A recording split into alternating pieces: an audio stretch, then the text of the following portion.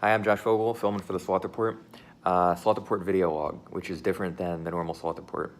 It's been a while since I've done one of these, so bear with me, a little bit rusty. Today I wanted to talk about taking notes in jiu-jitsu. So there are a lot of people that take notes after training, and there's a lot of ways to be very organized about taking notes. And I think in general it's good to take notes, right? But how you take notes and what you do with those notes is pretty important. And more important than anything is being consistent with the note taking.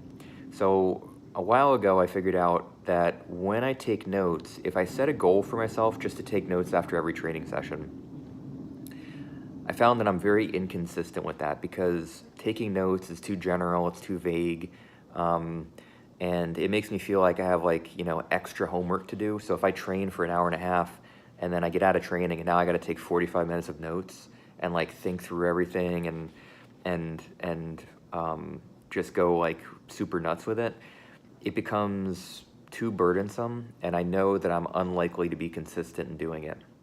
So what I started doing is setting the bar very low for myself. I do a training session, and then after the training session, I just email myself 3 things that I discovered during the training session. I email myself because finding a pen and paper and doing all that stuff is a pain in the butt sometimes, and I almost always have my phone on me.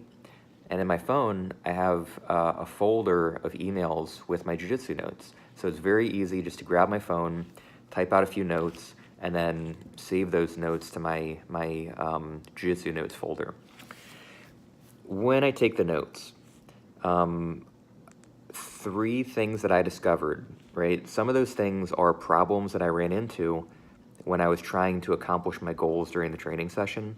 So that means that when I have a training session, I try to have something that I'm trying to accomplish during every single training session. Even if it's just, today I'm gonna go for omoplatas, or today I'm gonna roll with person X and not get caught in the kimura. I always try to have some sort of guiding principle during the training session.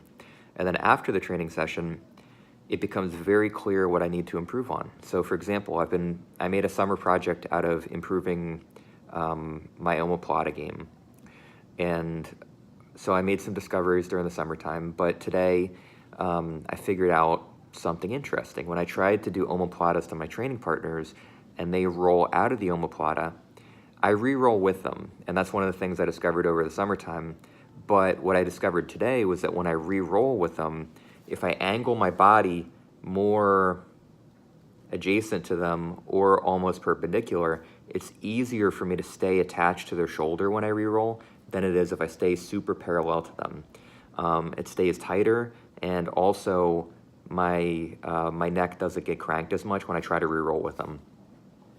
And so that's something I put in my notes today. So in my notes, number 1 is during the re-roll, angle my body perpendicular or at least adjacent to my partner rather than parallel, because it makes the re-roll easier. And then something else I discovered might be if I angle my hips up slightly more than I usually do on top of side control, then it makes it harder for my partner to get their shoulder off the mat. So that's just an example, just a random musing. And then a third thing might be, one of the problems that I ran into is when I was trying to finish the omoplata, my partner was making it hard for me to gather their far arm, and so I was forced to grab their lapel, and then I need to find better ways to get their far arm to control both arms during the omoplata. So those would be 3 things that I write down today. Pretty vague, didn't have to be super detailed.